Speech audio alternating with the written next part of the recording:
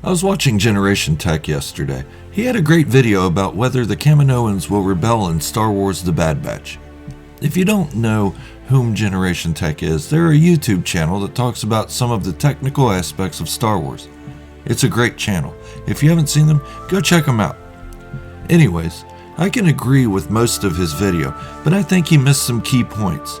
I'm not trying to steal his thunder or anything or make him look bad. He does a great job. But I'd like to add some of my own points to the idea of the Kaminoans rebelling against the Empire in Star Wars The Bad Batch, today on Star Wars FANATIC. I'm doing my video a bit different today, sorry for the change up, but if you're new here, go on and hit the subscribe button and turn on notifications to stay up to date on my Star Wars content. In The Bad Batch Episode 3, we see Nala Se and Prime Minister Lama Su walking the corridors of the cloning facilities on Kamino. The Empire just revealed that they may not be extending the contract that was held by the Republic. Since there was a rebranding of the government into the First Galactic Empire, the contract is null and void, and that the new regime will most likely seek cheaper alternatives to the expensive cloning.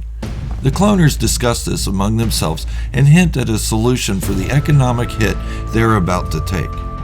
Now, I'm not going to reiterate the points that Alan at Generation Tech made too much. He did a great job of making his case. Lama Su tells Nala Se that if Admiral Rampart has his way, the clones will become obsolete, thus ending the Kaminoans' involvement in essentially their existence. Nala Se explains that the original source material of Jango Fett continues to degrade and they need another source, but the ones required will not return willingly. Lama Su responds by saying clones are Kaminoan property and they only need one of them. So, what does all that mean? Are the Kaminoans planning an uprising or rebellion against the Empire? Possibly. In Legends they did, but it didn't turn out so well. Imperial clones were sent in to squash the rebellion and end the cloning project altogether. Now, this is where Generation Tech and I have a little different opinions. First, I'm not so sure they're going to rebel. At least not yet. If the Jango Fett DNA really is degrading, then it's only a matter of time before they have to stop production of the clones that they have anyway. Whether the Empire extends the Republic's contract is of no consequence if they cannot produce the clones. So, when Lama Su mentions a superior clone, he may be just saying, look, we need a new host that is superior to Jango Fett. That way we can show the Empire we have an even better clone that they can use for their army. In my opinion, it would not be in the best interest of the Kaminoans to rebel. Why? Although it would be interesting to watch, and I'm sure Dave Filoni would do a great job with it, the Empire would do what they did in Legends. Crush them. At the very minimum, the Empire would pull out from Kamino, take away their funding, and continue to pull their planet from all star charts, so no one else can find them either. Either way, the Kaminoans would be ruined, and I think they know that. Before rebelling, and this is my own opinion, I think they will create a new clone to try to renegotiate the Empire with.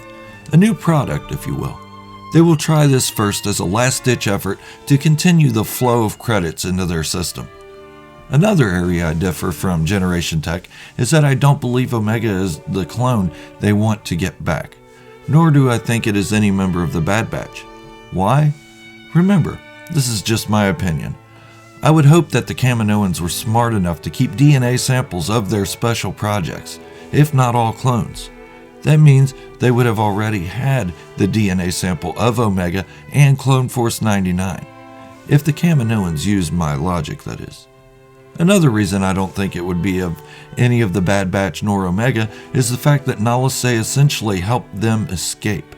If she needed them for the experiment she was conducting, she would have kept them there, or at least got samples of their DNA before they left. Lama Su told her that it's time to move to the next phase. Nala Se responded with, the clones required will not return willingly. This statement would hint to the Bad Batch or Omega, but she said return. There is another clone that was there and wouldn't return willingly. That is the unaltered direct clone of Jango Fett, Boba Fett. I could turn out to be wrong on this one, but I believe he may be the direct source they're talking about. Which brings me to another point. Lama Su mentions that Nala Se had already begun conducting experiments. That means there has been some limited success if the Prime Minister is ready to move forward with it. Another reason I don't think they're talking about a rebellion in this scene is because Lama Su says it. We must ensure our clones remain essential. They need the Empire's contract. If they lose it, their way of life changes and they may most likely fall into poverty or extinction.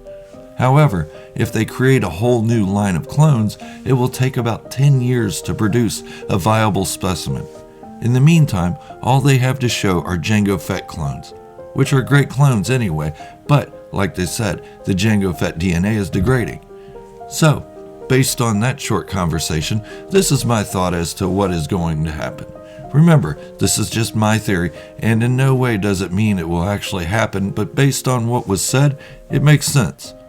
The cloners will explain with minimal detail the experiment they have been working on, and what that will yield. While they still hold a thread of the contract, they will need to act quickly. Once the Empire pulls out, the Kaminoans will feel the effects immediately, but they will give their best shot to stay viable in this business. They will get their specimen to return to Kamino, whether that be Omega, the Bad Batch, or Boba Fett, or even someone we haven't been introduced to yet. With the Imperial funding still coming in, remember, the Empire doesn't have an army yet, so they still need the clones. So they need the clones production for the time being, and it could take a few years to create an army out of scratch. The Kaminoans will use the revenue coming in to help support the new project. However, we know how it ends. Did we see any type of clones in the original trilogy? Not that we know of. So eventually the Kaminoans will use their clones they have on hand, the Jango Fett clones that have been in training, to uprise against the Empire as a last-ditch effort to survive once the Empire decides they want nothing else to do with the Kaminoans. The rebellion will be unsuccessful, but they will still stand up and not fade away without a fight.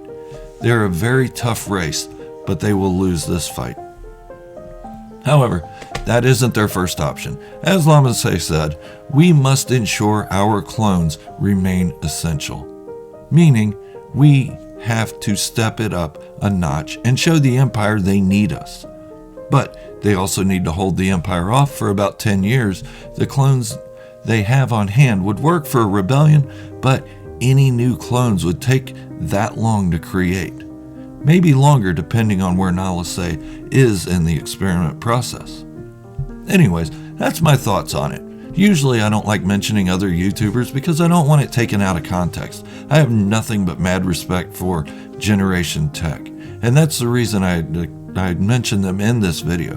It's because there's nothing bad I can say about them. We just have a different opinion on this one. And if you know me, you know I don't say anything negative about other YouTubers or anybody in general. I try to keep my channel positive. Generation Tech puts out some great work. That doesn't mean I have to agree with them 100% of the time, just like none of you have to agree with me 100% of the time. And that's okay. We're all Star Wars fans, and we're here because we love the franchise. With that said, I hope this helps Generation Tech get to their 1 million subscriber mark, even if I just make a tiny dent in that. What do you think of my analysis of the conversation between Lama Su and Nala Se? Do you agree? Disagree? Let me know in the comments below. I enjoy interacting with you all, and I can't wait to see what you say. If you're new to the channel, go on and hit the subscribe button and turn on notifications to stay up to date on all my Star Wars content. If you enjoyed the video, please show it by hitting the little thumbs up. Thank you for watching, and remember, this is the way, the only way.